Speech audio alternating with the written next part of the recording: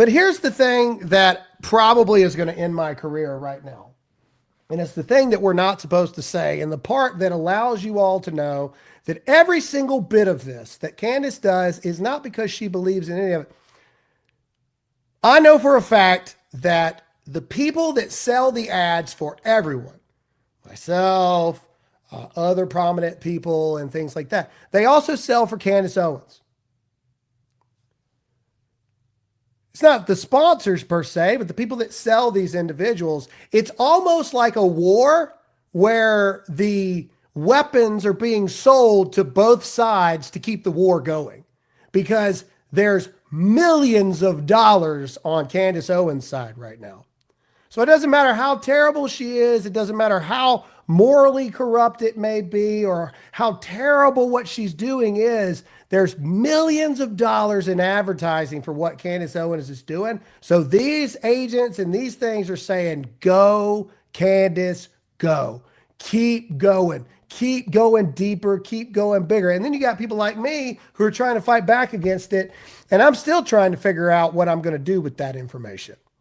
I'm still trying to figure out what I'm going to do with the information that the powers that be, because there's only so many people that sell so many ads, they're fueling both sides. It's disgusting, really.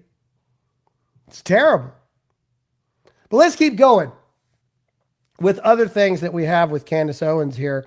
Because I don't just want to live in the past for forever. I want to talk about things that have gone on. So yesterday, Candace Owens made an accusation about Erica deleting all of Charlie's episodes and this and that. And then she gets a comment from what she believed was a Turning Point staffer.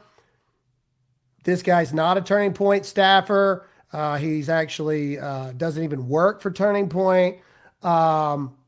Let's see.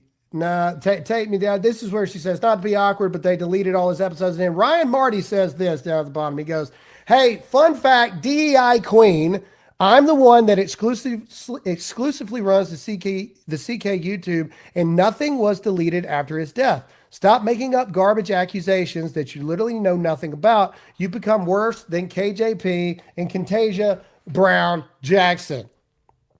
Now, what's really interesting about that is Candace Owens becomes unglued over this. The DEI remark. In fact, she even brings up Turning Point spokesperson Andrew Colvett into this conversation. She's so offended that someone would bring up DEI hire. Because now Candace Owens, like she did with Ben Shapiro a couple weeks ago, she is pulling the race card. In fact, the very leftist that's been a leftist her entire career, that made her entire career pretending to be a black conservative, that made a whole book called Blackout about removing this slavery victimhood mentality from Black America, that you are not a victim, racism is not a thing, people in America are not racist, all this. Now all of a sudden, oh my gosh, all these people are racist. She says maybe the spokesperson of Turning Point, Andrew Colvett, or the new CEO can help clarify why my race is being mentioned and why I am being likened to Contagia Brown, who I have not one thing in common with other than brown skin. Actually, you do have something far more in common with. You're a leftist. You're a leftist in disguise, much like she is a Supreme Court justice in disguise. You're a leftist, Candace. So do us all a favor and just come out as a leftist and save us all of the drama. You see, Candace Owens 2.0 is she's just revealing who she's been the entire time. You see, character assassinations, that's a tendency of the left. If you disagree with her or you challenge her, she makes unfounded claims that she's going to destroy you. And that's where the fear comes in of the cowards who refuse to speak up, even though they claim to be Charlie's best friends. But see, she's been letting you know her playbook from the very beginning. This is a clip from her Blexit days where she's saying that this is what the left does, but this is actually what Candace Owens does using fear to control you. Play it. When people know what you are afraid of, they can control you, okay? When people know what you fear, they can control you. Play it one more time, just so everybody When hears people it. know what you are afraid of, they can control you, okay? When people know what you fear, they can control you. A lot of creators today are afraid of one thing and one thing only. They're afraid of losing viewers, and that intel loses money. And Candace knows this.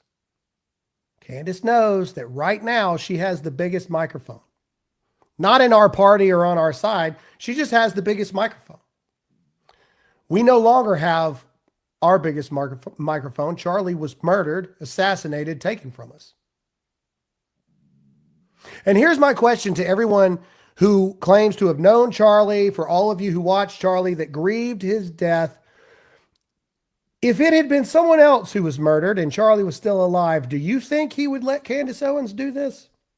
The way that he's doing it, attacking a widow, attacking the children. If your answer is anything other than no, and I want you to put your comment in the comment section right now, you didn't know Charlie Kirk at all. There's no way. There's no way Charlie would have let this stand. There's no way Charlie would have let this go. I know you liked that episode. This is actually a clip from a larger live stream. The link is down in the description, so you can go check it out. I hope you enjoyed it, and I'll see you down there. Grace and peace.